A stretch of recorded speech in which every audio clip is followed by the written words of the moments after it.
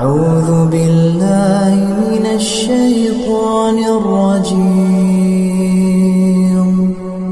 بسم الله الرحمن الرحيم. إن المصدقين والمصدقات وأقرضوا الله قرضا حسنا يضاعف لهم ولهم أجر كريم.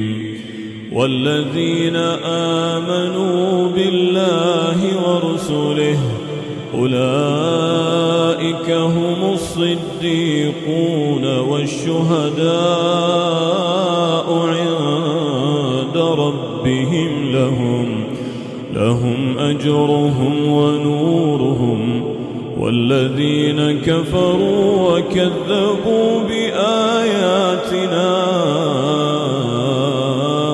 أولئك أصحاب الجحيم.